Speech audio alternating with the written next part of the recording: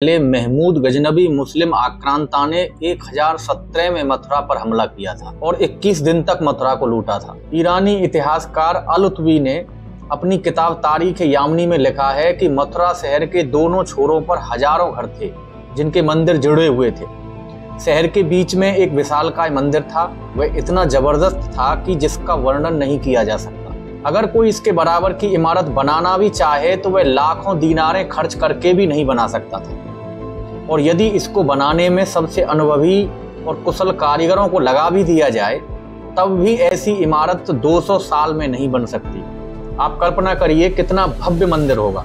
आगे अल-लुतवी अपनी किताब में लिखता है कि जो मंदिर में मूर्तियां थीं, मूर्तियों में 5 मूर्तियां सोने से बनी थीं, 15 फीट ऊंची थीं। इनमें से एक मूर्ति की आंखों में 2 रूबी लगी हुई थी। उसने यह भी लिखा कि अगर कोई उसको बेचना चाहे तो उसको 50,000 दीनार तक उस जमाने में मिल सकती थी। दूसरी मूर्ति में सफायर लगा हुआ था जो पानी से ज्यादा साफ था, क्रिस्टल से भी ज्यादा चमकदार था। ये इतनी बड़ी और वजनदार मूर्तियां थी कि इनको बिना तोड़े इनका वजन नहीं मापा जा सकता था।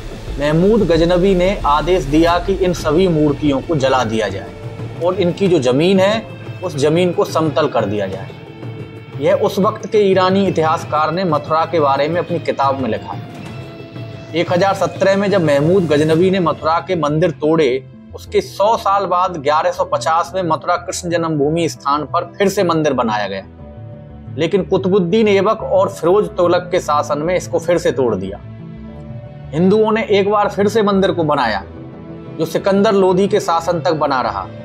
मथुरा के कृष्ण जन्म स्थान मंदिर को सिकंदर लोदी ने 1489 से 1517 के बीच फिर से तोड़ दिया।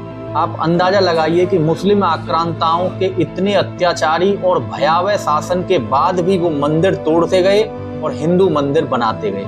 मथुरा में आतताई आते रहे, मंदिरों को तोड़ते रहे, लेकिन फिर भी हिंदू मिलजुल कर फिर से मंदिर बना लेते थे। मुगल बादशाह जहांगीर के शासनकाल के समय के एक साहित्यकार अब्दुल्ला ने अपनी किताब तारीख दाऊदी में सिकंदर लोदी के बारे में लिखा है। सिकंदर लोदी हिंदुओं के प्रति इतनी ईर्ष्या करने वाला मुसलमान था कि उसने बहुत सारे मंदिर एवं धार्मिक पूजा स्थलों को बर्बाद कर दिया और किसी के भी अवशेष तक नहीं छोड़े, मतलब सबूत तक मिटा दिए।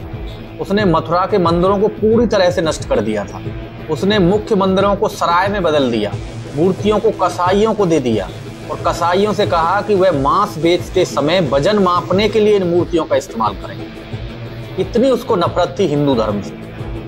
मथुरा के सभी हिंदुओं पर प्रतिबंध लगा दिया कि वह सिर और दाढ़ी नहीं मुड़वा सकते, लेकिन आतिताइयों के इतने जुल्म के बावजूद भी मथुरा में भक्तों का आना जाना नहीं रुका। इतने जुल्मों के बावजूद भक्तों के सहयोग से फिर भी मंदिरों का निर्माण होता रहा।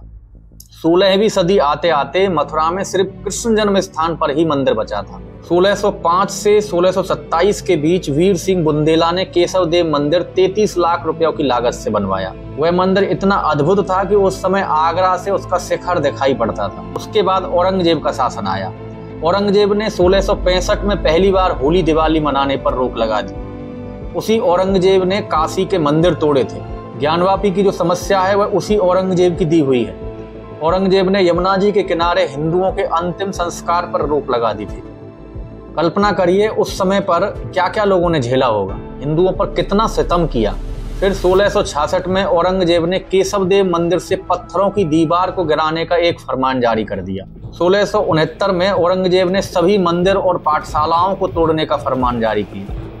1670 में औरंगजेब ने मथुरा के कृष्ण जन्मभूमि मंदिर को तोड़ने का फरमान जारी कर दिया। औरंगजेब ने मथुरा के मंदिर की तबाही के बाद क्या किया, वो साकी मुस्तैद खान की मासरे आलमगिरी नामक किताब में लिखा हुआ है।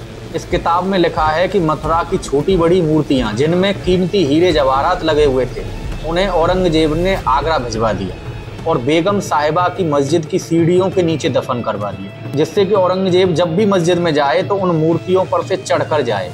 उसके बाद में औरंगजेब ने मथुरा का नाम बदलकर इस्लामाबाद कर दिया। यह मासरे आलमगीरी में लिखा है कि औरंगजेब ने मथुरा का नाम इस्लामाबाद कर दिया था। भगवान कृष्ण की मथुरा को इस्लामाबाद बना दिया।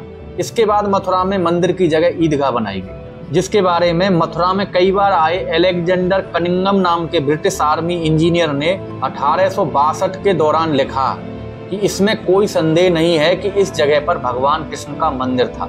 जो कई बार ध्वस्त किया और कई बार बनाया गया। जिन पत्थरों का प्रयोग इस मस्जिद को बनाने के लिए किया था वह वृंदावन के श्री गोविंद देव जी मंदिर और श्री केशव देव जी मंदिर को तोड़कर किया गया था। 1663 में यहाँ मंदिर था। मस्जिद के अंदर इस्तेमाल हुए पत्थरों पर हिंदू कलाकृतियां थीं जो नागरी लिपि में लिखी गई थी। उसके बाद ब्रिटिश शासन आया। ब्रिटिश शासन में मथुरा का विवाद एक कानूनी विवाद बन गया। 1815 में ईस्ट इंडिया कंपनी ने कटरा केशव देव की जमीन की बोली लगाई। वही कटरा केशव देव जहां भगवान श्री कृष्ण का जन्म स्थान माना जाता है, क्योंकि वो भी मुस्लिम आक्रांताओं से कम नहीं थे। वो भी हिंदुस्तान को लूटने ही आए थे। उनको न हिंदू से मतलब था न मुसलमान से।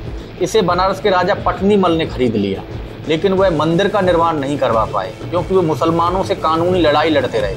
1944 में पंडित मदन मोहन मालवीय जी ने कृष्ण जन्म स्थान की जमीन के अधिग्रहण के लिए योजना बनाई।